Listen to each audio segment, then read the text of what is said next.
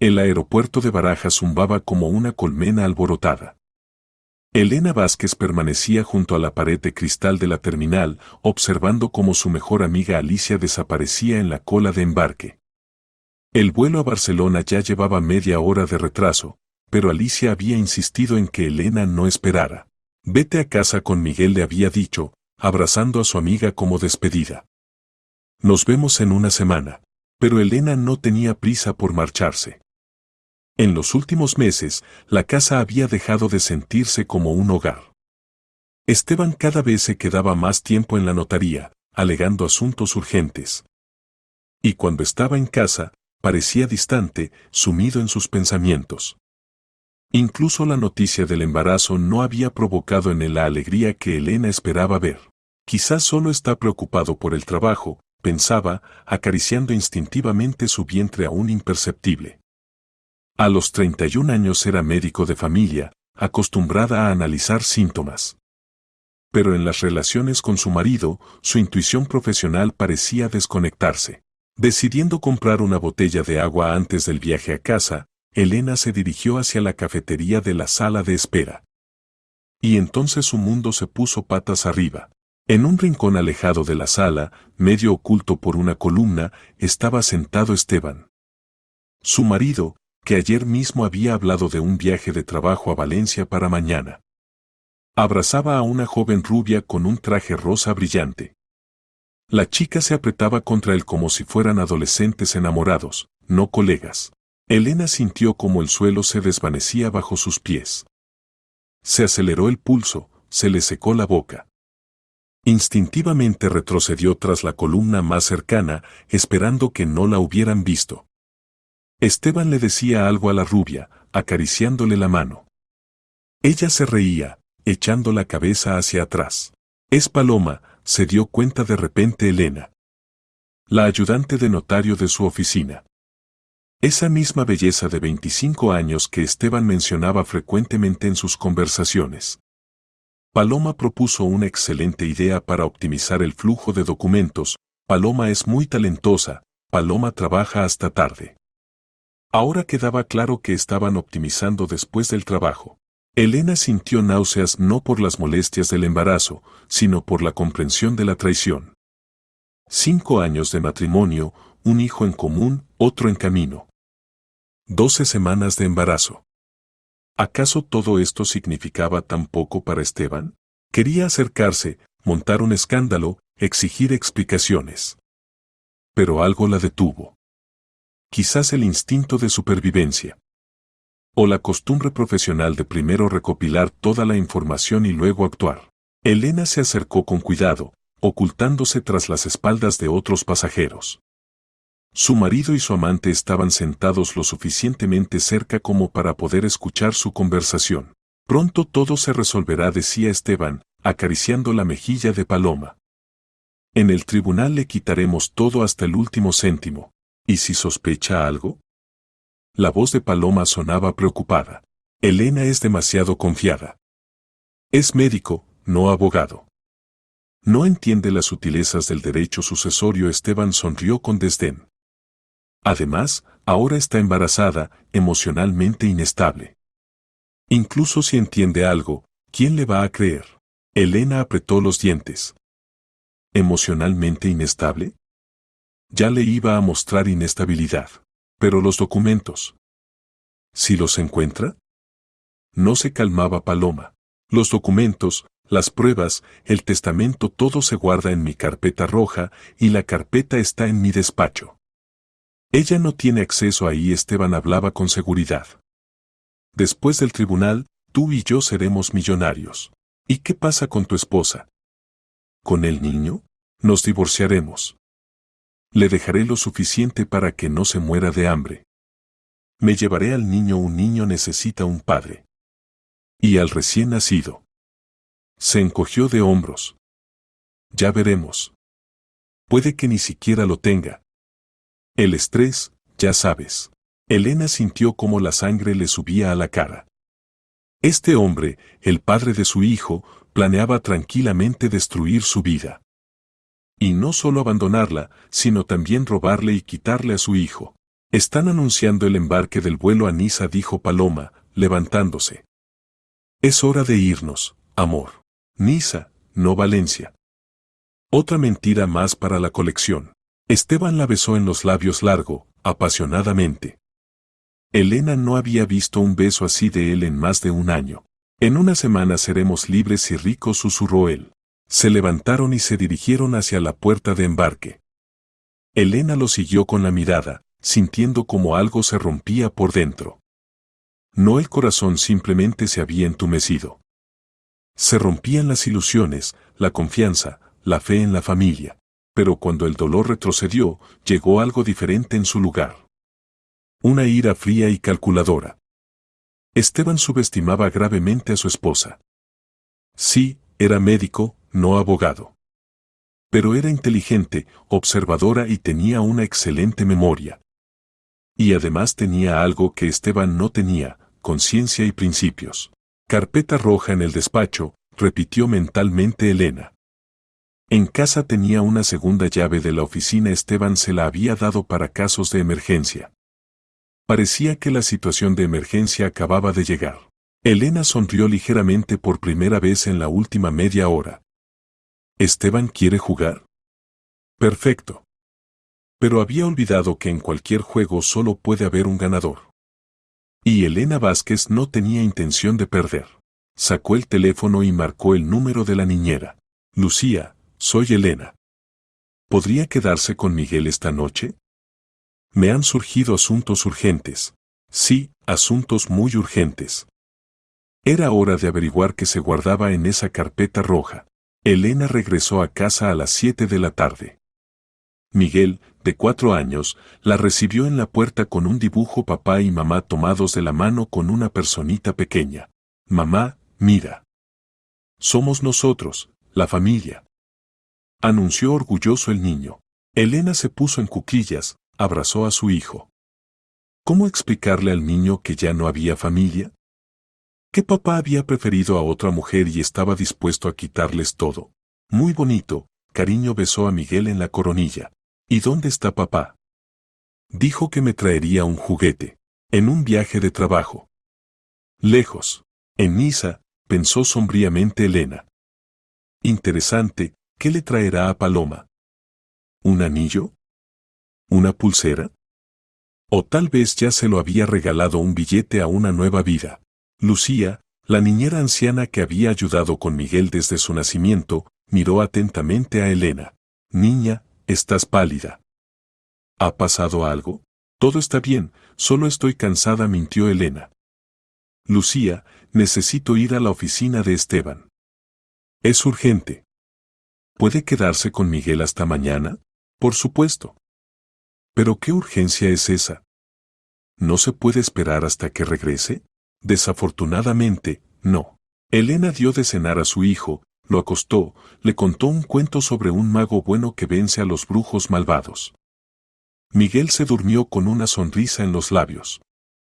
Si todo fuera tan simple como en los cuentos, pensó ella. A las 10 de la noche Elena se subió al coche y se dirigió al centro de la ciudad, donde se ubicaba la notaría. Esteban trabajaba allí como notario jefe desde hacía 3 años. Un puesto bien remunerado, prestigio, respeto de los clientes, todo esto daba a la familia un nivel de vida digno. O lo había dado hasta ahora. La notaría ocupaba 2 plantas de un edificio antiguo. El despacho de Esteban estaba en el segundo piso, en la esquina del edificio. Ventanas grandes, muebles de roble, sillones de cuero, todo parecía sólido e inspiraba confianza. Elena aparcó en un callejón y miró alrededor. En la calle no había nadie, solo peatones ocasionales y el ruido de automóviles desde la carretera principal. Los edificios de oficinas alrededor se habían sumido en la oscuridad. La jornada laboral había terminado hacía tiempo. Sacó la llave pequeña, plateada, con un llavero en forma de balanza de la justicia. Ella había regalado ese llavero a Esteban en el primer aniversario de su encuentro. La justicia por encima de todo, había dicho él entonces. ¡Qué ironía! La puerta se abrió fácilmente. Alguno de los empleados se había quedado hasta tarde en sus despachos. Elena subió silenciosamente al segundo piso, tratando de no hacer ruido con los tacones en los escalones de mármol. El despacho de Esteban la recibió con olor a cuero y colonia cara. En la mesa había pilas ordenadas de documentos, en el rincón había una caja fuerte, y a lo largo de la pared se extendían estantes con carpetas. Entre ellas no se veían rojas. Elena encendió la lámpara del escritorio y comenzó la inspección. Primero revisó los cajones de la mesa, papeles de trabajo habituales, bolígrafos, sellos. En el cajón inferior encontró una memoria USB con la nota personal. La tomó, sería útil. Luego pasó al armario con documentos. Las carpetas estaban ordenadas alfabéticamente y por temas. Testamentos, compraventa, casos hereditarios. Muchas carpetas, pero ninguna roja. ¿Dónde está? Elena miró alrededor. ¿Detrás del retrato del rey? ¿En la caja fuerte? ¿Bajo la alfombra? Y entonces su mirada se posó en un pequeño armario en el rincón del despacho. Se acercó más y vio que estaba cerrado con una cerradura común. ¿Extraño para qué cerrar un armario en el propio despacho? Elena intentó abrir la cerradura con varias llaves del manojo de Esteban. La tercera encajó. La puertecita del armario se abrió, y ante sus ojos aparecieron varias carpetas rojas, ordenadamente colocadas en el estante. Aquí están, el corazón latió más rápido. La primera carpeta estaba marcada Andrade M. Y el apellido era desconocido. Elena la abrió y vio el testamento de una anciana que había dejado un piso y una casa de campo. Dios mío. A Esteban Vázquez. La segunda carpeta Castro P. N. Testamento de una gran suma de dinero a favor del mismo Esteban Vázquez. La tercera carpeta Jiménez C. S. Y este apellido le resultaba familiar. Elena recordó a su tía abuela Catalina, hermana de su madre fallecida, que había muerto hacía medio año. Sin hijos, sola, realmente tenía intención de dejar la herencia a su única sobrina. Al abrir la carpeta, Elena vio un testamento según el cual todos los bienes de Catalina, un piso en el centro de Madrid valorado en 12 millones de euros, una casa de campo en las afueras y ahorros bancarios pasaban a Esteban Vázquez como amigo cercano de la familia.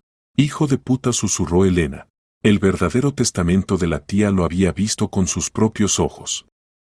Catalina se lo había mostrado un mes antes de morir. Allí estaba claramente escrito: lego todos mis bienes a mi sobrina Elena Vázquez.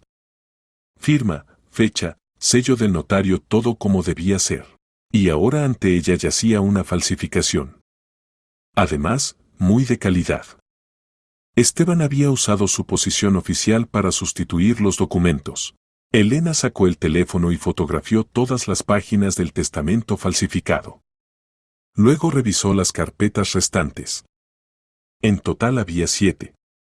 7 testamentos falsos por una suma total de más de 50 millones de euros. ¿Cuántos años lleva haciendo esto? Pensaba, hojeando los documentos. A juzgar por las fechas, el fraude había comenzado 3 años atrás.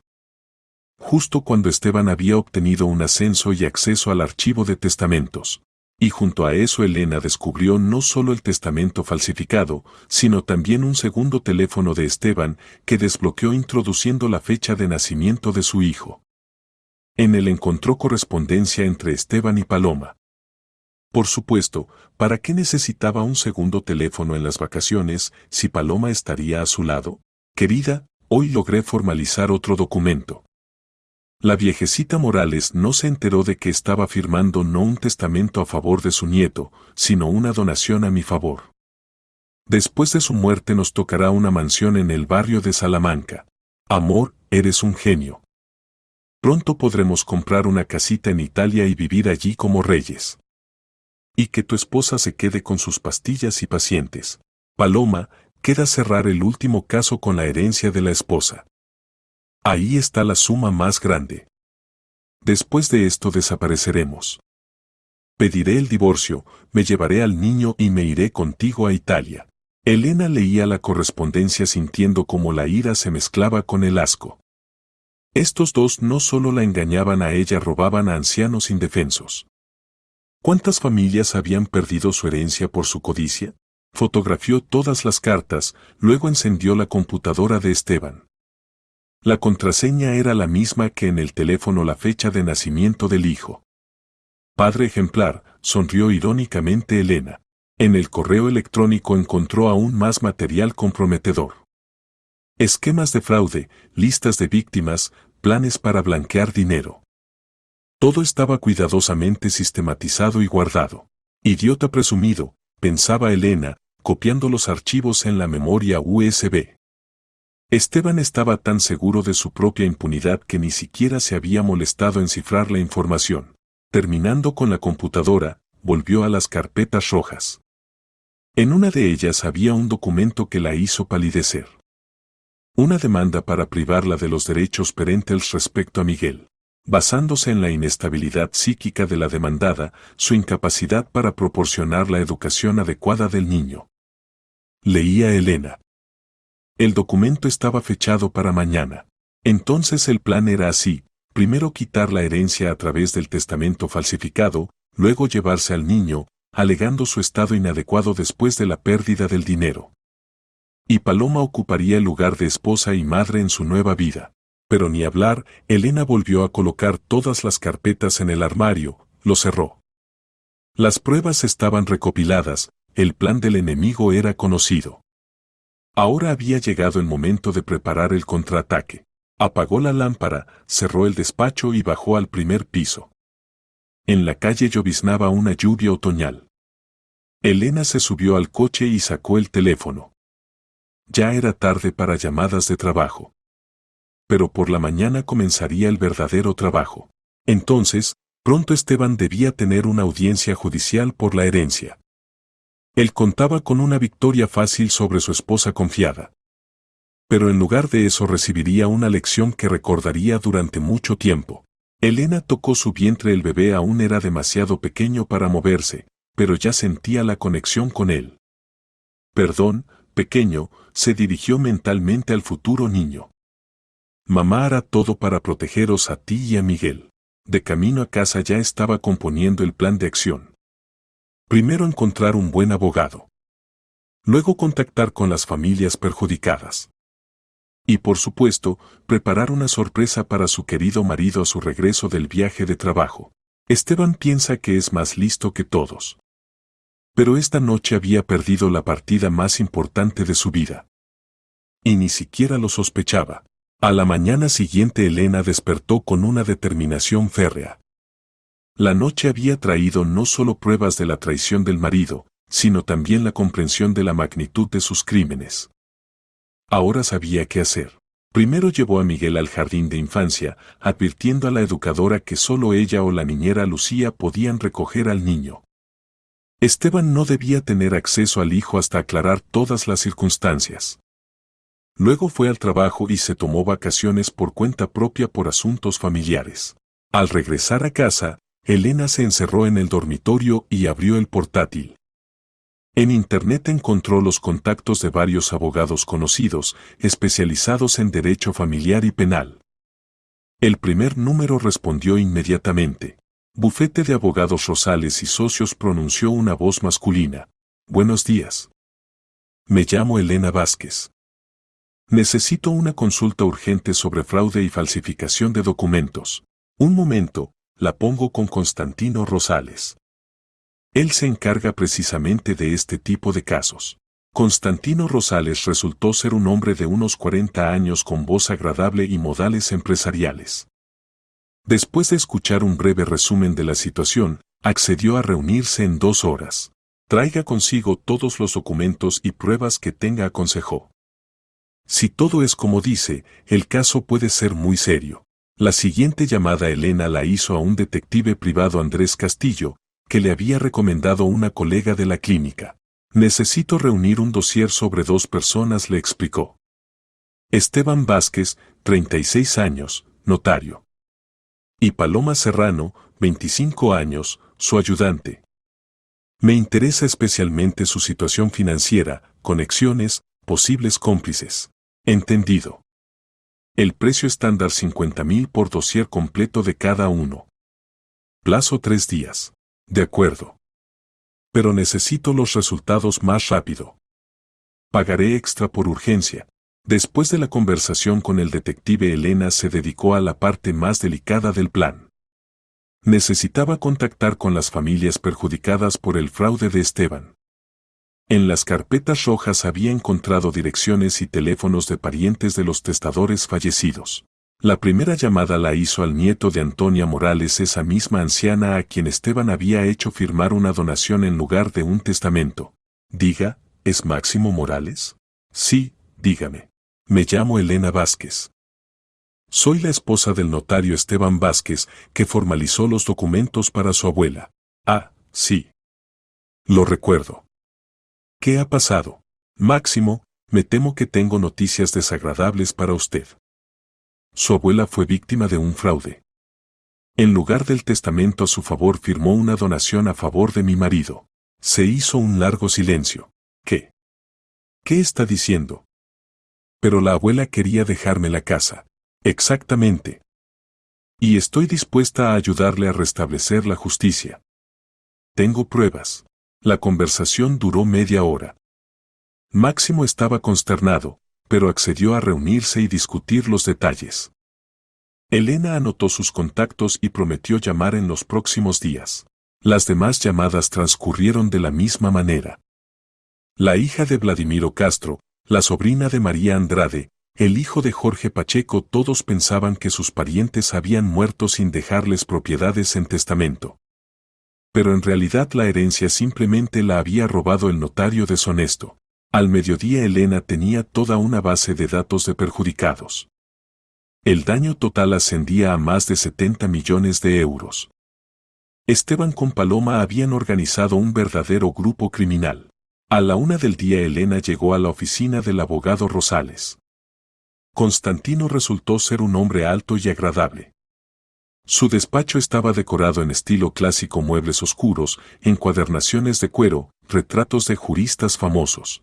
Entonces, Elena, veamos qué tiene, dijo, sentándose tras la mesa.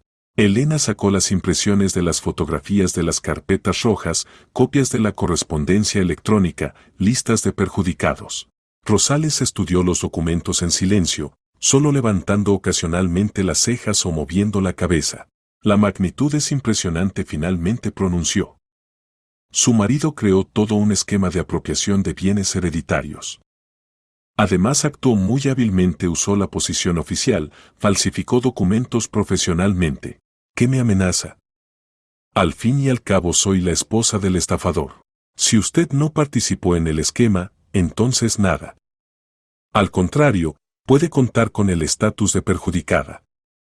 Su marido planeaba privarla de la herencia, llevarse al niño. Además, el daño moral por la infidelidad. ¿Y qué pasará con él? ¿Con tal base de pruebas? Fraude en escala especialmente grande, falsificación de documentos, abuso de posición oficial. Mínimo 10 años de privación de libertad. Posiblemente más. Elena sintió una extraña satisfacción. La justicia triunfaría. ¿Qué necesito hacer? Primero, escribir una denuncia a la policía. Yo ayudaré a redactarla correctamente. Segundo, reunir a todos los perjudicados y organizar una solicitud colectiva a la fiscalía. Tercero, pedir el divorcio y exigir la custodia completa del niño. ¿Y si Esteban intenta huir? Ahora está en el extranjero. Entonces lo declararán en búsqueda internacional. Con tales pruebas no se huye lejos. Hablaron otra hora más, discutiendo los detalles de la estrategia. Rosales accedió a representar los intereses de Elena y de todas las familias perjudicadas. Los honorarios no eran pequeños, pero el resultado valía la pena. Saliendo de la oficina del abogado, Elena sintió alivio. El plan de acción estaba listo, los aliados encontrados, las pruebas recopiladas. Solo quedaba esperar el regreso del marido y poner el punto final a esta historia. De camino a casa pasó por el banco y revisó el estado de las cuentas familiares. Como esperaba, de la cuenta común habían sido retiradas sumas considerables. Esteban se preparaba para la huida. Pero en su cuenta personal, abierta antes del matrimonio, estaba el dinero ahorrado durante años de trabajo como médico. Esto bastaría para el abogado y la vida en los próximos meses. En casa Elena preparó té de manzanilla y se sentó a procesar la información. El detective Castillo ya había enviado datos preliminares sobre Paloma Serrano. Resultó que la chica estaba casada con Víctor Serrano, ingeniero de construcción. Vivían en un piso de una habitación en las afueras de Madrid, créditos, ingresos modestos. Víctor no tenía ni idea de las andanzas de su esposa. Otro cónyuge engañado, pensó Elena. Interesante, ¿cómo reaccionaría a las noticias de la infidelidad de su esposa y su actividad criminal? Encontró en las redes sociales la página de Víctor Serrano. Un hombre normal de 30 años, fotos del trabajo, instantáneas familiares con Paloma. En las últimas fotos, fechadas hace un mes, parecían una pareja feliz. Paloma abrazaba al marido, sonreía a la cámara. Y un mes después ya planeaba huir con el amante. Elena escribió a Víctor un mensaje personal: buenos días. Me llamo Elena Vázquez. Necesito hablar con usted sobre su esposa Paloma. Esto concierne a su familia. ¿Puede reunirse esta noche? La respuesta llegó en media hora. ¿Qué ha pasado? Paloma está en un viaje de trabajo, volverá solo en una semana. Precisamente de eso necesito hablar. Me temo que no todo es como parece. Víctor accedió a reunirse en un café cerca de su casa a las 7 de la tarde. Elena recogió a Miguel del jardín de infancia, le dio de cenar y lo dejó con la niñera. El niño preguntó cuándo volvería papá, y Elena respondió evasivamente: pronto. El café acogedor resultó ser un pequeño establecimiento familiar con manteles a cuadros y olor a repostería fresca. Víctor Serrano ya estaba sentado en una mesa del rincón, mirando nerviosamente el reloj. Era de estatura media, con cara bondadosa y ojos preocupados. ¿Elena? Se levantó al verla aparecer. Sí, soy yo. Gracias por acceder a reunirse. Él pidió café y Elena fue directamente al grano. Víctor, lo que le voy a contar será un shock. Pero tiene derecho a conocer la verdad. ¿Le ha pasado algo a Paloma? En cierto sentido, sí. Su esposa le está siendo infiel con mi marido. Además, juntos se dedican al fraude. La cara de Víctor palideció. Esto es imposible. Paloma no es capaz de tal cosa. Me temo que sí es capaz. Elena sacó las impresiones de la correspondencia entre Esteban y Paloma, fotografías del aeropuerto que había hecho con su teléfono ayer. Víctor leía en silencio, su ojo izquierdo se contraía ligeramente. ¿Cuánto tiempo lleva esto? Preguntó en voz baja. A juzgar por la correspondencia, alrededor de un año. Posiblemente más. ¿Y el fraude? Roban herencias a personas mayores. Paloma ayuda a Esteban a falsificar testamentos. En 3 años han robado más de 70 millones de euros. Víctor apartó los papeles y se frotó la cara con las manos. Dios mío. Y yo pensaba que todo nos iba bien. Decía que trabajaba hasta tarde por nuestro futuro. Planeaba cómo compraríamos un piso más grande, iríamos de vacaciones. Víctor, ellos planean desaparecer. Les queda una última estafa: el robo de mi herencia. Después de esto presentarán solicitudes de dimisión y se irán a Italia. ¿Y yo qué? ¿Qué pasa con nuestro matrimonio? Paloma va a pedir el divorcio. En la correspondencia le llama a usted lastre, del que hay que deshacerse. Víctor apretó los puños. En sus ojos bondadosos aparecieron ira y dolor. 3 años de matrimonio. La amaba tanto. Trabajaba en 2 empleos para mantener a la familia. ¿Y ella? No pudo terminar la frase. Víctor, entiendo lo duro que es para usted. A mí también me duele.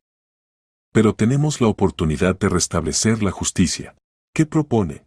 Unir esfuerzos. Ya me he dirigido a un abogado, he contactado con las familias perjudicadas. Mañana presento denuncia a la policía. Usted puede convertirse en testigo de la infidelidad y complicidad de Paloma en el fraude. ¿Y qué dará eso? Esteban irá a la cárcel mínimo 10 años. Paloma perderá el trabajo, la reputación, posiblemente también reciba condena. Todo el dinero robado será devuelto a los herederos legítimos. Y nosotros podremos divorciarnos en condiciones ventajosas. Víctor guardó silencio largo rato, reflexionando sobre la propuesta. ¿Sabe? Finalmente dijo, siempre me consideré una persona bondadosa. No deseaba mal ni a los enemigos. Pero lo que hizo Paloma. Esto es una traición no solo a mí, sino a todos esos ancianos a los que robaron. Entonces acepta ayudar. Sí. Acepto. Estuvieron otra hora discutiendo los detalles del plan. Víctor resultó ser no solo una persona decente, sino también práctica. Accedió a vigilar a Paloma a su regreso, grabar sus conversaciones, reunir pruebas adicionales. Por cierto, dijo antes de marcharse, tengo copias de todos los documentos de Paloma. Pasaporte, cartilla laboral, certificados de ingresos. Cuando tramitamos el crédito para el piso, el banco exigía el paquete completo. Puede ser útil. Seguramente será útil. Gracias, Víctor. Gracias a usted. Si no fuera por usted, habría seguido viviendo en la ignorancia, con cuernos hasta el techo. Y Paloma con su marido habrían continuado robando a la gente. Al despedirse, intercambiaron teléfonos y acordaron mantenerse en contacto. Elena tenía otro aliado más en la lucha contra los traidores. En casa le esperaba una sorpresa. El detective Castillo había enviado un informe detallado sobre la situación financiera de Esteban y Paloma. Resultó que en los últimos 3 años habían adquirido varios objetos inmobiliarios, registrándolos a nombre de testaferros. Un piso en Marbella, una casa en las afueras de Madrid, una parcela en las Islas Canarias, todo comprado con dinero robado. Además, el detective había descubierto cuentas offshore en bancos de Chipre y Suiza. La suma total de ahorro superaba los 100 millones de euros. Esteban con Paloma se preparaban para una vida lujosa en el extranjero. Pero no la verán, se prometió mentalmente Elena. Se acostó tarde, pero durmió profundamente. Mañana comenzaba el día decisivo. Esteban con Paloma debían regresar del viaje de trabajo y descubrir que sus planes se habían derrumbado. Y Elena Vázquez de víctima se había convertido en cazadora. Por la mañana Elena despertó con la sensación de que hoy cambiaría toda su vida. Fuera brillaba el sol, una buena señal. Desayunó con Miguel, lo llevó al jardín de infancia y se dirigió a la comisaría de policía. El oficial de guardia, apellidado Villalobos, escuchó atentamente su relato. Cuando Elena puso sobre la mesa la carpeta con las pruebas, sus ojos se abrieron como platos. Fraude en escala especialmente grande, murmuró, hojeando los documentos. Aquí hay para toda una banda. Pronto regresarán del extranjero. Si no se toman medidas, pueden huir. Entendido. Ahora paso el caso al investigador. Marina. Gritó hacia el pasillo. En el despacho entró una mujer de unos 45 años con traje severo. La investigadora Vargas parecía una persona que no estaba acostumbrada a la charla vacía. ¿Qué tenemos?, preguntó, sentándose a la mesa. Villalobos resumió brevemente la situación. Vargas tomó los documentos y comenzó a estudiarlos con interés profesional. Trabajo serio, evaluó al cabo de 10 minutos. Elena, ¿de dónde tiene materiales tan detallados? Me enteré casualmente de los planes de mi marido y decidí hacer mi propia investigación. La entrada ilegal en oficina ajena es un delito. Usé la llave que mi marido me dio personalmente. Y no robé documentos, solo los fotografié. Vargas asintió. Formalmente tiene razón. Además, el beneficio público de sus acciones es evidente. Abriremos causa penal. ¿Y qué pasa con la detención?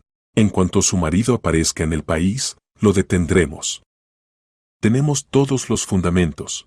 Elena firmó la denuncia y dio testimonio detallado. El procedimiento duró 3 horas. Al salir de la comisaría, sintió que ahora la ley estaba de su lado. La siguiente parada fue la oficina del abogado Rosales. Constantino ya había preparado los documentos para presentar en el tribunal. Demanda de divorcio, exigencia de custodia completa del niño, división de bienes se enumeró. Más compensación por daño moral por importe de 5 millones de euros. ¿No es demasiado? teniendo en cuenta la infidelidad, el intento de privarla de la herencia y quitarle al niño? Más bien poco. Pero los tribunales son conservadores, adjudican sumas grandes de mala gana, así al menos se puede contar con algo. Discutieron la estrategia del caso. Rosales era optimista con tal base de pruebas, el resultado no generaba dudas. A las 3 de la tarde Elena se reunió con representantes de las familias perjudicadas. Máximo Morales vino con su madre, una mujer anciana que contenía las lágrimas con dificultad. Mi suegra tanto quería dejar la casa al nieto, decía. Trabajó toda la vida, ahorraba cada céntimo. Y este canalla se lo robó todo. La hija de Vladimiro Castro, Soledad, estaba más decidida. Quiero que este notario vaya a la cárcel por mucho tiempo. Padre me dejó un piso y ahorros para la educación de los niños. Por culpa de Vázquez los niños pueden quedarse sin educación. En total se reunieron 7 familias. El daño total ascendía a 80 millones de euros. Rosales les explicó el procedimiento de presentación de demanda colectiva y garantizó la devolución de los bienes robados. Cuando detengan a Vázquez, sus bienes también serán embargados, dijo el abogado. Pisos, casas de campo, cuentas, todo irá a compensar el daño a los perjudicados. Por la noche Elena recibió un mensaje de Víctor. Paloma escribió que mañana por la mañana estará en casa. Me preparo para la conversación. Suerte, le respondió. Recuerde grabarlo todo. A las 10 de la noche llamó el detective Castillo. Elena, tengo noticias. Su marido y su amante aterrizaron en Barajas hace una hora. Ahora van por la ciudad en taxi. Gracias. Entonces mañana empezará lo más interesante. Elena se acostó temprano, pero no pudo dormirse durante mucho tiempo. Mañana Esteban se enteraría de que sus planes habían fracasado. ¿Cómo reaccionaría? ¿Intentaría huir? ¿Se haría el tonto? ¿O se rendiría inmediatamente? A las 6:30 de la mañana la despertó una llamada. En la pantalla apareció el número de Esteban. Diga, respondió tranquilamente. Elena, soy yo. Ya he aterrizado. La voz del marido sonaba normal, sin notas de culpa o preocupación. ¿Qué tal el viaje? ¿Te gustó Valencia? Sí, todo fue bien. Oye, hoy necesito ir urgentemente al tribunal. El caso de la herencia de tu tía. ¿Recuerdas que te conté? Recuerdo. ¿Y qué se decide ahí? Formalidades. El testamento está bien redactado, pero hay una inexactitud que hay que corregir. No debería haber problemas. Elena sonrió irónicamente. Incluso ahora seguía mintiendo. Esteban, ¿puedo hacerte una pregunta? Por supuesto. ¿Cómo están las cosas con Paloma? ¿Ella también fue de viaje de trabajo? Se hizo una pausa. Demasiado larga para una pregunta inocente. ¿Paloma? Ah. Sí, todo normal con ella. ¿Por qué? Solo curiosidad. La mencionas mucho últimamente. Es una buena empleada, eso es todo. Bueno, tengo que prepararme. Nos vemos por la noche. Hasta luego, querido. Elena colgó y sonrió. Esteban aún no sabía que su caso de herencia hoy se convertiría en catástrofe. La investigadora Vargas ayer había prometido detenerlo justo después de aparecer en el tribunal. A las 8 de la mañana llevó a Miguel al jardín de infancia y ella misma se dirigió al tribunal. Quería ver con sus propios ojos cómo se daría la vuelta el mundo del hombre que había planeado destruir su vida. El edificio del tribunal la recibió con el bullicio habitual. Abogados, demandantes, demandados, testigos, todos se apresuraban con sus asuntos. Elena encontró la sala donde debía escucharse el caso de la herencia de Catalina Jiménez. A las 9:30 apareció Esteban. Iba con su mejor traje, con una carpeta de documentos bajo el brazo, parecía seguro y tranquilo. Al lado caminaba Paloma con un vestido negro severo. Se comportaban oficialmente, pero Elena notó cómo Esteban tocó discretamente la mano de su ayudante. Ahora obtendremos los últimos millones y seremos libres, oyó un fragmento de su conversación. Sí, libres. Del dinero, del trabajo, de la reputación, respondió mentalmente Elena. A las 10 de la mañana no comenzó la vista. La jueza Elena Macarena había sido advertida de que en la sala aparecería un criminal que podía huir del proceso al extranjero y la detención debía realizarse inmediatamente. Esteban se acomodó en la sala con Paloma. En la sala también entró Elena acompañada del abogado Rosales. Esteban vio a su esposa y palideció. ¿Elena?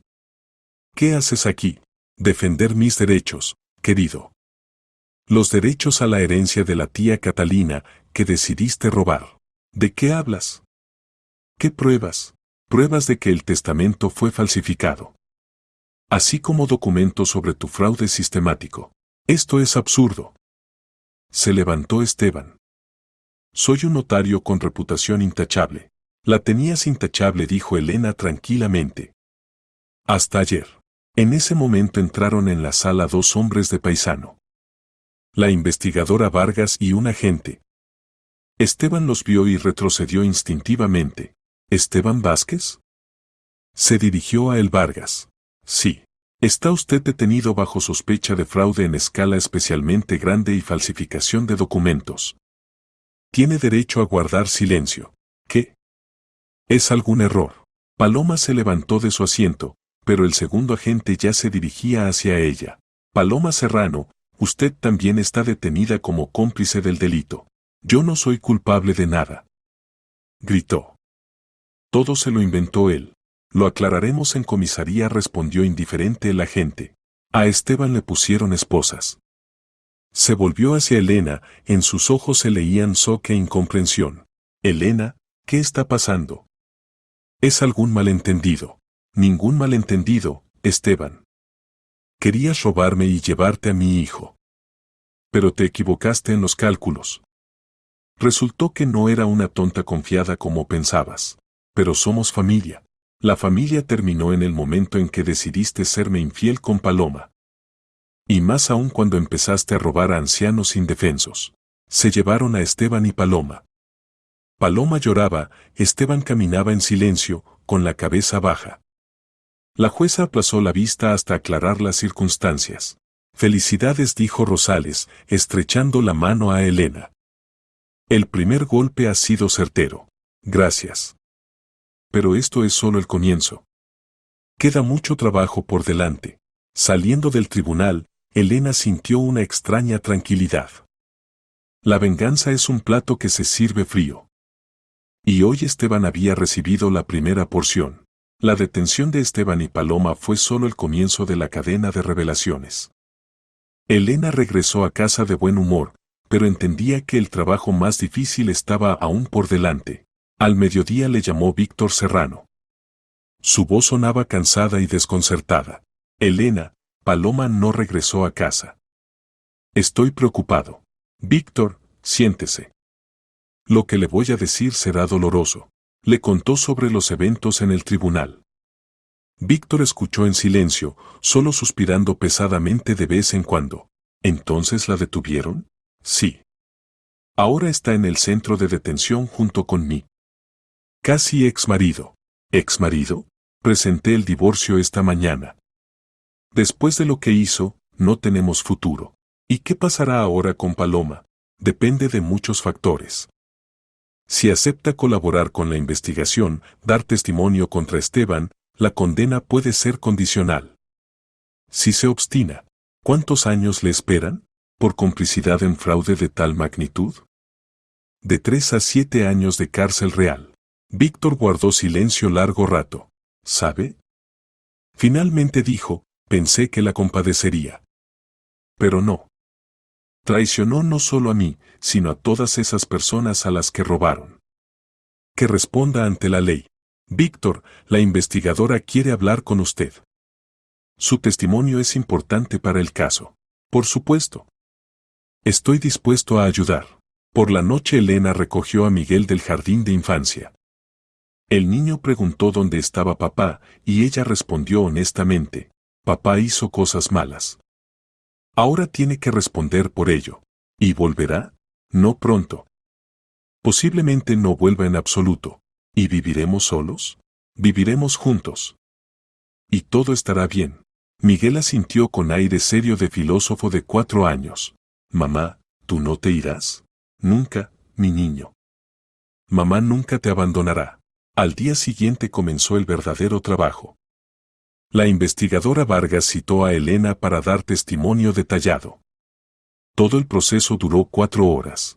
Al final Vargas dijo: Elena, gracias a sus acciones hemos descubierto un gran esquema fraudulento. Los perjudicados resultaron ser más de los que pensábamos. ¿Cuántos? Por el momento 12 familias. El daño total supera los 100 millones de euros. Elena se sorprendió. La magnitud de los crímenes de su marido resultó ser aún mayor de lo que suponía. ¿Y los cómplices? Además de Paloma Serrano, hemos identificado a 2 más. El tasador inmobiliario Andrés Cabrera y la agente inmobiliaria Tatiana Navarro. Ayudaban a formalizar operaciones con bienes robados. ¿También los detendrán? Ya los detuvimos. Anoche, después del interrogatorio, Elena fue al abogado. Rosales la recibió con buenas noticias. El tribunal ha admitido su caso de divorcio a trámite. Teniendo en cuenta las circunstancias del caso, el procedimiento será acelerado. ¿Y la custodia del niño? Esteban será privado de los derechos parentales en relación con la detención y el caso penal. Miguel se quedará con usted. ¿Qué pasa con los bienes? Todos los activos de Esteban están embargados. Pisos, casas de campo, cuentas, automóviles, todo irá a compensar el daño a los perjudicados.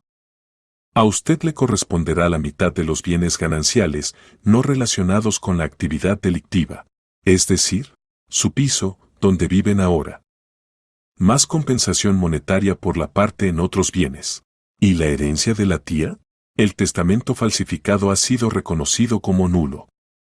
Usted recibirá todo lo que legítimamente le pertenece.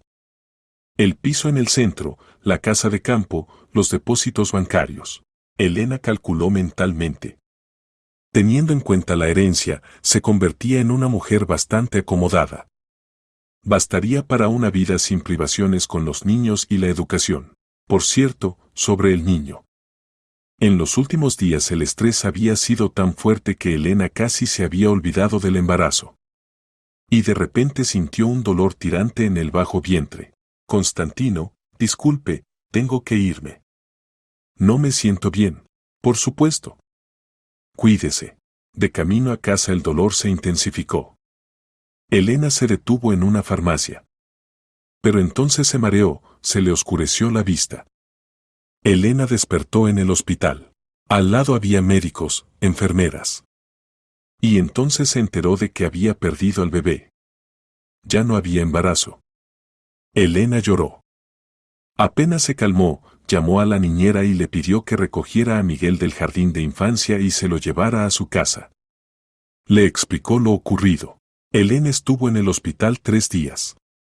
Al entrar en su casa, decidió firmemente que tenía que seguir viviendo, pues tenía a Miguel, por quien debía ser una madre feliz, sana y cariñosa. 1 hora después la niñera trajo a su hijo a casa. Lo abrazó y decidió por ahora no contarle que el hermanito o hermanita ya no vivían dentro de mamá. Por la noche llamó el detective Castillo. Elena, tengo noticias sobre las maniobras financieras de su marido. Le escucho. Encontramos 3 cuentas offshore más.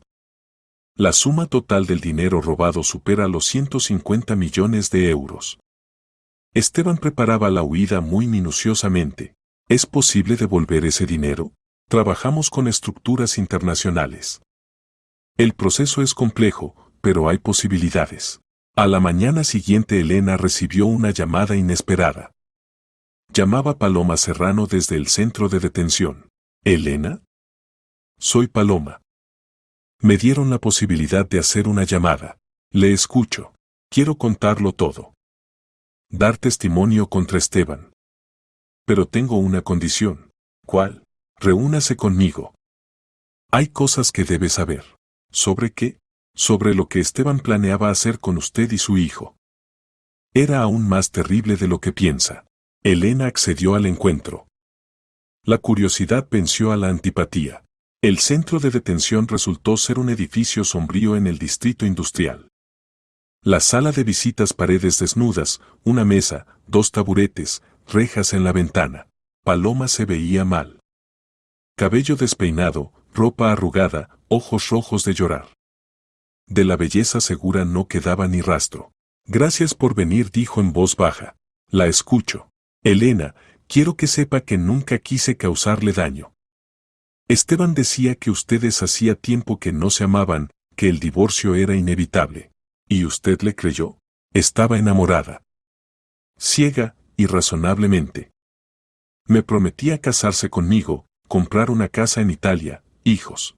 ¿Hijos? Estoy embarazada, Elena. De Esteban. Me enteré hace una semana. Elena sintió una punzada en el corazón. Entonces Esteban tendría un hijo de la amante, mientras que su bebé no había sobrevivido. ¿Por qué piensa que es hijo de Esteban? Porque con mi marido me cuidaba, porque iba a dejarlo por su marido. ¿Y qué más quería contarme? Sobre los planes de Esteban. No solo quería divorciarse de usted. Planeaba. Paloma se atascó. ¿Qué planeaba? Acabar con usted. Después del parto. Hacer que pareciera un accidente o como si usted misma. Por depresión posparto. Elena sintió como la sangre se helaba en las venas. ¿Está bromeando? No. Tenía conexiones con estructuras criminales. Gente que sabe eliminar a los indeseables. Esteban decía que así era más simple, no hace falta dividir bienes en el divorcio. ¿Y usted callaba? Pensé que no hablaba en serio. Que eran solo palabras. ¿Y cuándo entendió que hablaba en serio? Cuando me mostró fotos de esa gente. Me contó cómo trabajaban. Entonces me asusté. Pero ya era tarde, era cómplice. Elena estaba en shock. Entonces Esteban planeaba no solo robarle, sino también matarla. Y ella por milagro se había librado de eso al enterarse de sus planes en el aeropuerto. Paloma, ¿tiene pruebas? Correspondencia con esa gente. Esteban pensó que había borrado todo, pero yo hacía capturas de pantalla. Las guardé en una memoria USB. ¿Dónde está la memoria? En mi casa. En la caja del tocador. Rosa, pequeña. ¿Por qué me cuenta esto? Porque entendí que Esteban es un monstruo. Me usó, como la usó a usted y a todos los demás. Y cuando ya no me necesitara, se habría deshecho de mí también. ¿Y su marido? Víctor. Víctor es buena persona. Fui una tonta al traicionarlo. Ahora quiero al menos redimir parcialmente la culpa. ¿Qué quiere a cambio? Que le diga a Víctor que pido perdón. Y que sepa la verdad sobre el niño.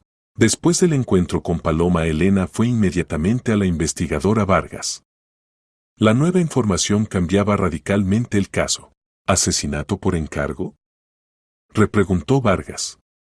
¿Está segura? Paloma está dispuesta a dar testimonio. Y tiene pruebas. Entonces estamos ante no solo fraude, sino una organización criminal. Hay que realizar diligencias adicionales. Vargas inmediatamente organizó un registro en el piso de Paloma. Víctor dejó entrar voluntariamente a los investigadores y mostró dónde estaba la memoria USB. En ella efectivamente se encontró correspondencia de Esteban con ciertos Miguel Moreno y Denis Castaño, hombres con pasado criminal. El problema con la esposa hay que resolverlo radicalmente, escribía Esteban. Después del parto estará deprimida. El suicidio no sorprenderá a nadie. Entendido. El costo del servicio 2 millones. La mitad inmediatamente, la mitad después, respondía Moreno. De acuerdo. Elena leía la correspondencia con horror. Estos dos no solo la engañaban, robaban a ancianos indefensos. ¿Cuántas familias se habían quedado sin herencia por su codicia? Fotografió todas las cartas, luego encendió la computadora de Esteban. La contraseña era la misma que en el teléfono, la fecha de nacimiento del hijo. Padre ejemplar, sonrió irónicamente Elena. En el correo electrónico encontró aún más material comprometedor. Esquemas de fraude, listas de víctimas, planes de blanqueo de dinero. Todo estaba ordenadamente sistematizado y guardado. Idiota presumido, pensaba Elena, copiando archivos en la memoria USB.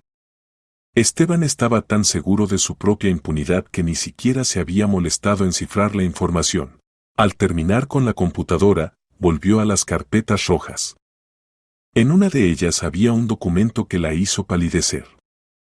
Una demanda de privación de derechos parentales respecto a Miguel, basándose en la inestabilidad psíquica de la demandada, su incapacidad para proporcionar la educación adecuada del niño. Leía Elena. El documento estaba fechado para mañana. Entonces el plan era así: primero quitar la herencia a través del testamento falsificado, luego llevarse al niño, alegando su estado inadecuado después de la pérdida del dinero. Y Paloma ocuparía el lugar de esposa y madre en su nueva vida. Pero ni hablar, Elena volvió a colocar todas las carpetas en el armario, lo cerró. Las pruebas estaban recopiladas, el plan del enemigo era conocido. Ahora había llegado el momento de preparar el contraataque. Apagó la lámpara, cerró el despacho y bajó al primer piso. En la calle lloviznaba una lluvia otoñal. Elena se subió al coche y sacó el teléfono. Ya era tarde para llamadas de trabajo. Pero mañana comenzaría el verdadero trabajo. Entonces, pronto Esteban debía tener una vista judicial por la herencia. Contaba con una victoria fácil sobre su esposa confiada. Pero en lugar de eso recibiría una lección que recordaría durante mucho tiempo. Elena tocó su vientre, el bebé aún era demasiado pequeño para moverse, pero ya sentía la conexión con él. Perdón, pequeño, se dirigió mentalmente al futuro niño. Mamá hará todo para protegeros a ti y a Miguel. De camino a casa ya estaba componiendo el plan de acción. Primero encontrar un buen abogado. Luego contactar con las familias perjudicadas.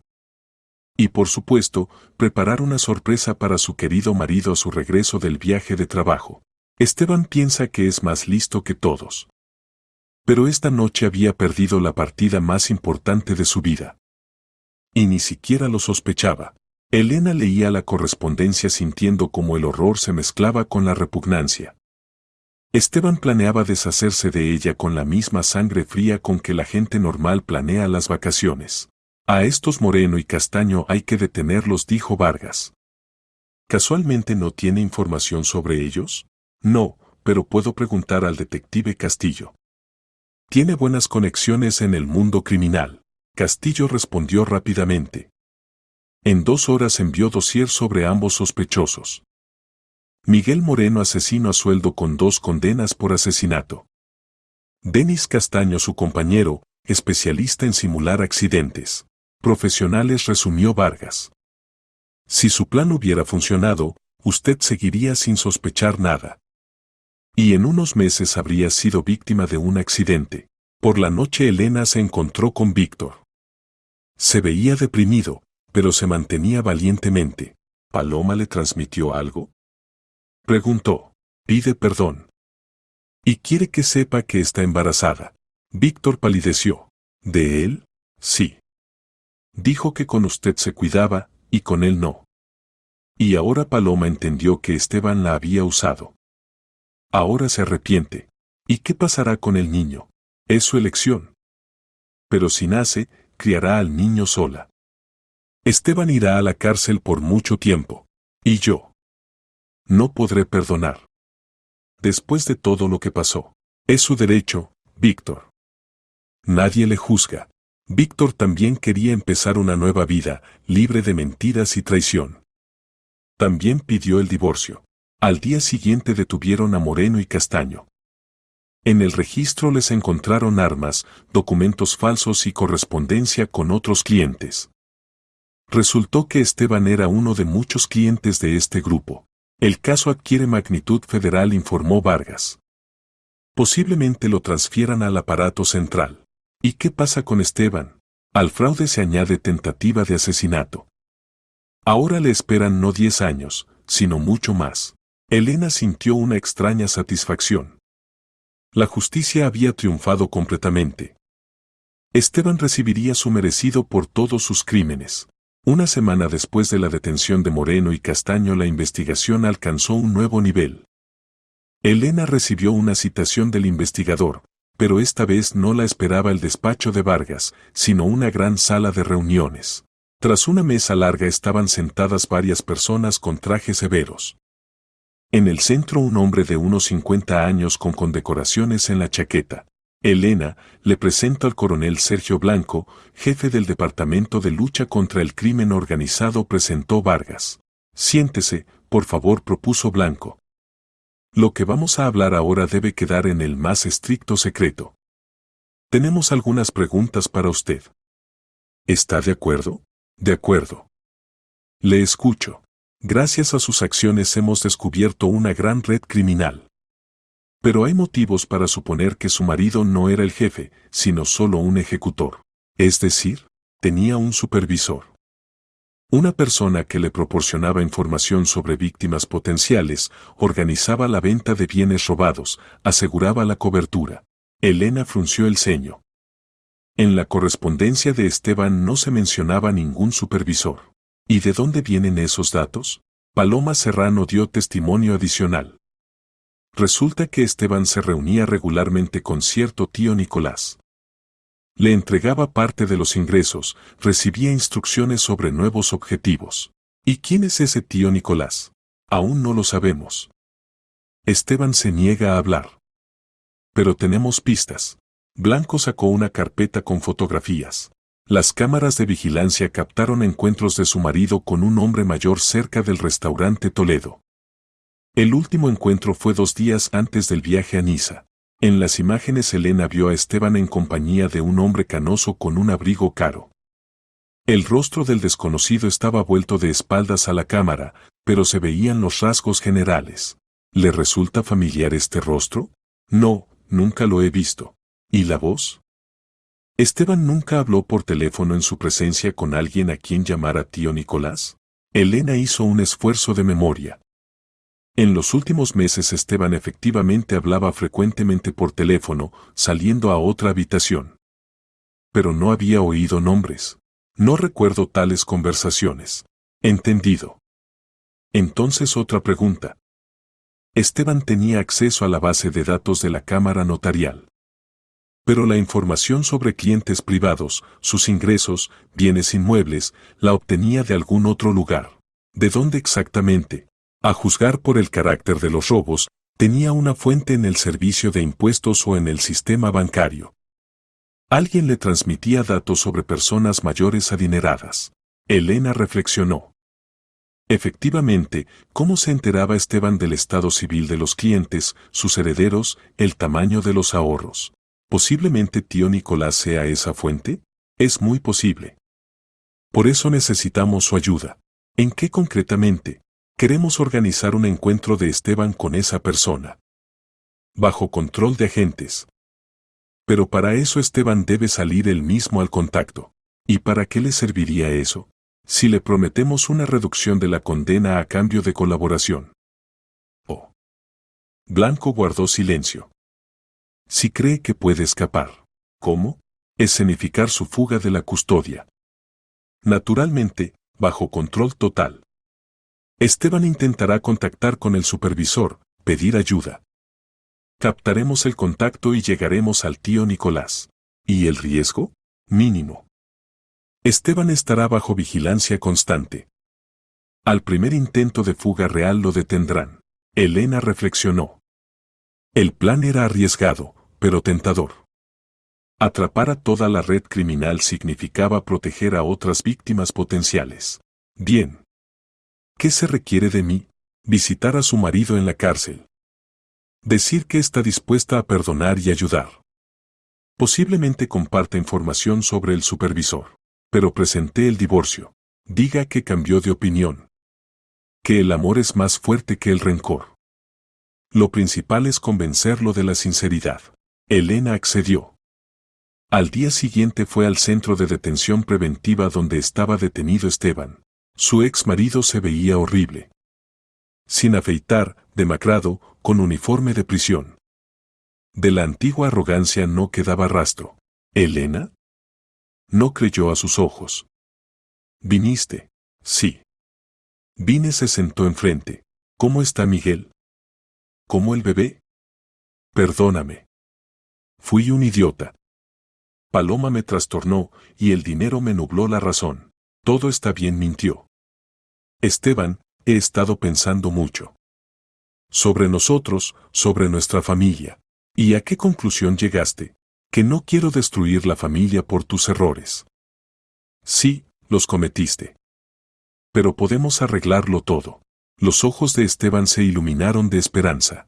¿Estás dispuesta a perdonarme? Estoy dispuesta. Con una condición. Cuéntales toda la verdad. Sobre los cómplices, sobre quien ayudaba, daba información. Tal vez la investigación sea comprensiva y te reduzcan el castigo. Esteban dudó. Elena, ahí todo es complicado. Hay gente a la que es mejor no tocar.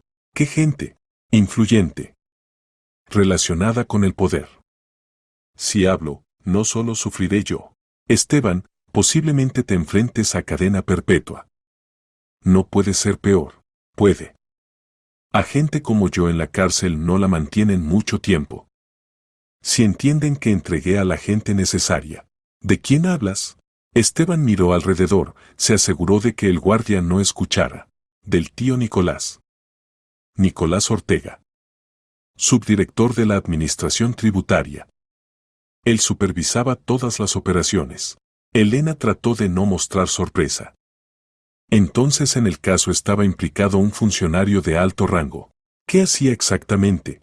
Proporcionaba información sobre contribuyentes ricos. Listas de bienes, datos sobre herederos, estado civil. Además aseguraba la cobertura si alguno de los parientes empezaba a sospechar algo malo, el asunto se archivaba. ¿A cambio de qué? De la mitad de los ingresos. Ortega recibía más que todos, pero también asumía los riesgos. ¿Y ahora? Ahora probablemente quiere deshacerse de mí. Sé demasiado sobre sus conexiones, cuentas en offshores, empresas fantasma. Esteban, ¿y si la investigación garantiza seguridad? ¿Qué seguridad? Ortega tiene conexiones en la fiscalía, en el tribunal, en el sistema penitenciario. Me alcanzará en cualquier parte. Elena entendió que había obtenido información valiosa. Quedaba usarla hábilmente. ¿Y si logras escapar? ¿Escapar? ¿De dónde? Esto es un centro de detención. Todo puede pasar. Convoy, traslado al tribunal, examen médico. Incluso si lograra escapar, ¿a dónde huir? Sin dinero, sin documentos. Al tío Nicolás. Te ayudará, si le eres útil. Ortega me ayudará a esconderme solo en un caso si le soy útil. Y ahora soy un peligro y una carga para él. Pero si le ofreces algo valioso. ¿Qué por ejemplo? Información sobre la investigación. Sobre lo que saben y lo que no. Esteban reflexionó. ¿Sabes qué? Posiblemente tengas razón. Si le cuento a Ortega sobre el curso de la investigación, le advierto del peligro. Puede ayudar a huir al extranjero. Intenta contactar con él. ¿Desde la cárcel? Todas las llamadas se escuchan. A través del abogado. O pasa una nota a alguno de los compañeros de celda. Elena, ¿estás segura de que estás de mi lado? ¿No trabajas para la investigación? Elena fingió ofensa. Esteban, soy tu esposa. La madre de tus hijos. Por supuesto que siempre estoy de tu lado. Perdón, es que me estoy volviendo loco entre estas paredes. Lo entiendo. Lo principal es encontrar la manera de salir de aquí. Esteban creyó en la sinceridad de su esposa y prometió intentar contactar con Ortega. Elena se fue con sensación de deber cumplido. En el coche inmediatamente llamó al coronel Blanco. Sergio, tengo el nombre. Nicolás Ortega, subdirector de la Administración Tributaria. ¿Ortega? ¿En serio? Hace tiempo que lo sospechábamos de corrupción, pero no había pruebas. Ahora las habrá. Esteban está dispuesto a contactar con él. Excelente. Comenzamos la operación. La operación de captura de Ortega recibió el nombre en clave venganza. El coronel Blanco supervisó personalmente cada etapa. Elena se convirtió en un eslabón importante de la cadena, pero ahí terminó su participación activa. Más adelante es demasiado peligroso, explicó Blanco. Ortega es un adversario serio. Tiene conexiones, dinero, posibilidades. Si entiende que usted trabaja con nosotros, puede intentar eliminarla. Pero quiero llevar el caso hasta el final. Ya hizo lo principal, nos llevó al supervisor. Lo demás es trabajo de profesionales. Elena accedió a mantenerse al margen, pero pidió que la mantuvieran informada de los eventos. Blanco prometió informar regularmente sobre el curso de la operación. 3 días después se realizó la fuga escenificada por los servicios especiales de Esteban. Durante el traslado al tribunal el vehículo con los detenidos supuestamente tuvo un accidente. En el tumulto Esteban escapó. En realidad lo soltaron bajo control de agentes. Esteban inmediatamente corrió y le pidió urgentemente el teléfono al primer escolar que se encontró, supuestamente para llamar a la ambulancia para una abuela que se había caído en la esquina. Marcó de memoria el número de Ortega. El automóvil de los agentes lo siguió de lejos. ¿Nicolás? Soy Esteban. ¿Te volviste loco? Me llamas directamente. No tengo elección. Escapé, pero pronto me encontrarán. Necesito ayuda. ¿Qué ayuda? Brillas como un árbol de Navidad. Documentos, dinero, manera de salir del país. Tengo información sobre la investigación. ¿Qué información? Saben sobre ti. Buscan al tío Nicolás.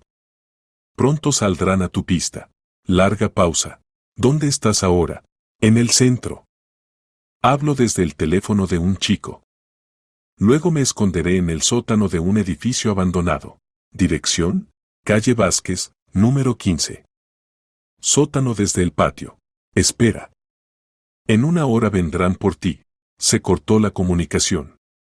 Esteban devolvió el teléfono al asombrado escolar y se dirigió al lugar indicado, seguido por los agentes. 1 hora después llegó al edificio un Audi negro con cristales tintados. Del coche salieron 2 hombres con chaquetas de cuero y se dirigieron al sótano. ¿Esteban?, gritó uno de ellos. Estoy aquí, respondió Esteban desde la oscuridad. Vamos. El jefe espera. Subieron a Esteban al coche y lo llevaron por la ciudad. El seguimiento lo realizaban 3 grupos, con cambio de coches y motocicletas. No se podía perder el objetivo. El Audi se detuvo cerca del restaurante de élite Imperio en el Paseo de la Castellana. Condujeron a Esteban por la entrada trasera a un despacho separado en el segundo piso. Tras una mesa masiva estaba sentado Nicolás Ortega, hombre de unos 60 años, con cabello canoso y mirada fría. Al lado estaban 2 guardaespaldas. Bueno, hola, Esteban, pronunció Ortega con desagrado. Menudo lío has armado. Nicolás, no tengo la culpa. La esposa resultó ser más lista de lo que pensaba. Tu esposa es una niñedad. El problema es que te pillaron. Y eso significa que nos comprometes a todos. Pero no entregué a nadie. Callé como un pez. Por ahora callaste. ¿Y qué pasará después? Cuando te den cadena perpetua, cantarás como un ruiseñor. Callaré, lo juro. Esteban, me has decepcionado. Invertí tantas fuerzas en ti, te di la oportunidad de ganar millones. Y arruinaste todo por una mujer. Dame una oportunidad de corregirlo. Ayúdame a irme al extranjero, desapareceré para siempre. Ortega sonrió irónicamente. ¿Al extranjero? ¿Piensas que soy idiota? En 1 mes me entregarás a los servicios especiales extranjeros a cambio de asilo. No. No soy un traidor. Todos son traidores, Esteban. Cuando la vida está en juego, todos traicionan. ¿Sabes qué? Tengo otra idea. Más radical. ¿Cuál? Ya moriste hoy. Al intentar escapar. Los muertos no dan testimonio. Esteban palideció. Nicolás, no puede. Puedo. Y lo haré. Alejandro, Víctor se dirigió a los guardaespaldas, llévenselo al bosque. Que los lobos desayunen. Los guardaespaldas se dirigieron hacia Esteban. Este retrocedió. Esperen. Tengo información. Importante. ¿Qué información? Sobre la investigación. Planean una operación contra usted. ¿Saben de sus cuentas? ¿De dónde lo sabes? Me lo contó mi esposa. Ella colabora con la investigación. Ortega se volvió bruscamente. ¿Qué dijiste? ¿Tu esposa trabaja con la policía? Sí. Se enteró de sus planes. Mañana quieren arrestarlo. Mientes. No miento. Compruébelo usted mismo. En ese momento la puerta del despacho se abrió de par en par. En la habitación irrumpieron agentes con chalecos antibalas. Policía. Manos arriba. Ortega intentó sacar una pistola, pero lo redujeron rápidamente. Los guardaespaldas no resistieron, entendieron que los habían pillado. Nicolás Ortega, está usted detenido bajo sospecha de organizar una comunidad criminal, corrupción y complicidad en fraude. Ortega miró a Esteban con odio no disimulado. Al final traicionaste, hijo de puta. No quería. No sabía. Te espera cadena perpetua, rata. El coronel Blanco personalmente puso las esposas a Ortega. Se acabó el juego, Nicolás. Sabemos de sus offshores, empresas fantasma, sobornos. Hay material para varias cadenas perpetuas. La detención de Ortega fue una sensación. Un funcionario corrupto de alto rango, organizador de un esquema criminal, que robó del presupuesto más de 200 millones de euros. Tales casos llegan a las primeras páginas de los periódicos. Elena siguió las noticias por televisión. Esteban y Ortega esposados, imágenes de registros, comentarios de expertos. La justicia había triunfado. Por la noche llamó el coronel Blanco. Elena, la operación ha concluido con éxito. Gracias a sus acciones hemos descubierto el mayor esquema de corrupción de los últimos años. ¿Y qué pasa con los demás participantes? Detenidos todos. Ortega, sus subordinados en Hacienda, agentes inmobiliarios, tasadores. La red criminal ha sido completamente liquidada. ¿Cuánto les darán? No poco. Eso lo decidirá el tribunal. ¿Y la compensación del daño? Todos los activos están embargados. Las familias perjudicadas recibirán compensaciones en su totalidad. Una semana después se celebró el juicio de divorcio de Elena y Esteban. El procedimiento duró media hora. En tales circunstancias el tribunal no veía motivos para conservar el matrimonio. Saliendo de la sala del tribunal, Elena sintió ligereza. El terrible capítulo de su vida se había cerrado. Por delante había un nuevo comienzo. Víctor Serrano también obtuvo el divorcio. Paloma firmó todos los documentos sin resistirse. Fue condenada a 3 años por colaborar con la investigación. Decidió quedarse con el niño. Pasaron 6 meses desde la detención de Esteban. La vida de Elena cambió radicalmente. Recibió en herencia el piso de la tía en el centro de Madrid, lo vendió y compró una casa grande en las afueras. Un lugar tranquilo con jardín, donde Miguel de 5 años podía jugar al aire libre. Se colocó en una pequeña clínica privada. Los ingresos eran buenos, el horario flexible, tenía tiempo suficiente para el hijo. Miguel se acostumbró a la nueva vida sorprendentemente rápido. Los niños en general se adaptan fácilmente a los cambios. Iba a un nuevo jardín de infancia, se hizo amigo de los chicos vecinos, dejó de preguntar por papá. «Mamá, ¿tendré un papá nuevo?», preguntó una vez durante la cena. «No lo sé, cariño». «¿Tú quieres?». «Quiero. Que sea bueno y no nos haga daño. Si aparece un papá nuevo, seguramente será bueno». Elena no mentía. Después de todo lo vivido era muy cuidadosa en las relaciones con los hombres. La confianza había que ganársela. Víctor Serrano se convirtió en huésped frecuente en su casa. Primero venía por asuntos, ayudaba con las reparaciones, arreglaba la técnica. Luego las visitas se hicieron más frecuentes y menos profesionales. Víctor resultó ser una persona maravillosa. Honesto, confiable, trabajador. Y con Miguel se hizo amigo inmediatamente. El niño se sentía atraído hacia él, sintiendo la sinceridad y bondad. «Tío Víctor, ¿puede ser mi papá?», preguntó Miguel durante una de las visitas.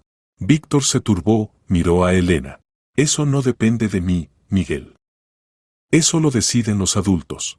Y yo quiero que sea mi papá. Usted es bueno».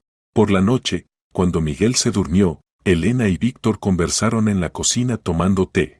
«Elena, debo decirle algo», comenzó el indeciso. «Le escucho. Me gusta venir a verla.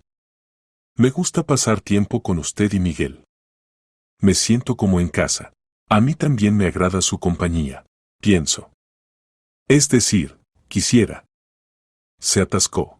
«Víctor, hable claramente. Me he enamorado de usted. Sé que puede parecer extraño, ambos hemos vivido una traición. Pero me parece que podríamos conseguirlo. Elena guardó silencio, reflexionando sobre sus palabras. Víctor también le gustaba. Pero después de Esteban daba miedo volver a abrir el corazón. Víctor, necesito tiempo para pensar. Por supuesto. No tengo prisa. Solo quería que supiera mis sentimientos. Se vieron otros 3 meses antes de que Elena accediera a una relación seria.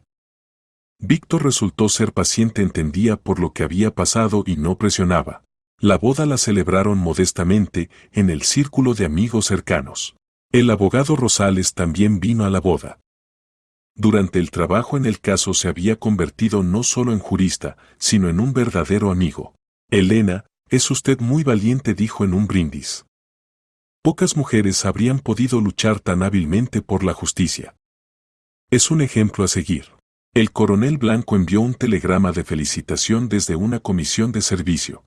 Deseo felicidad y bienestar. Gracias a su valor se ha descubierto un gran esquema criminal. Es usted un verdadero héroe. Por la noche los recién casados se quedaron solos. Miguel dormía.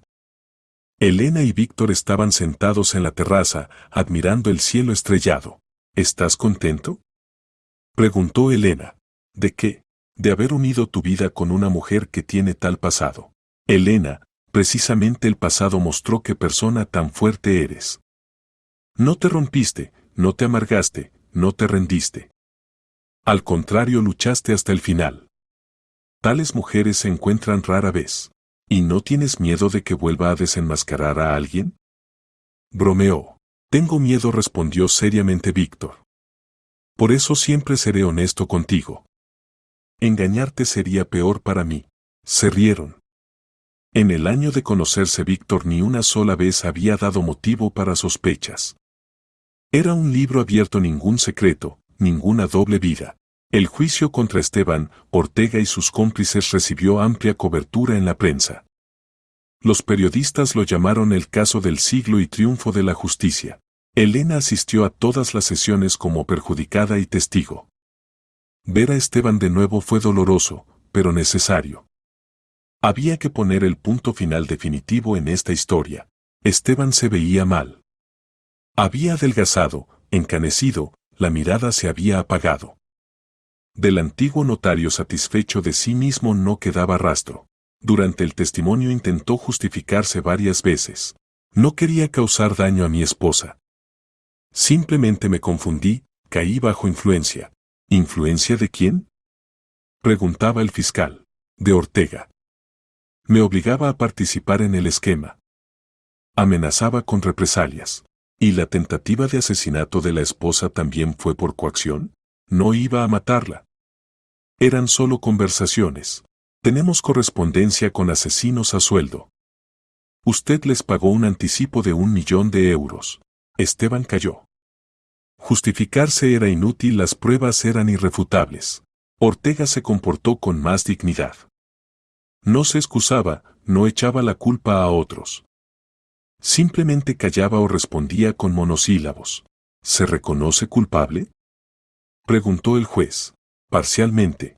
¿De qué exactamente? De corrupción. En lo demás que decida el tribunal. El proceso judicial duró 3 meses.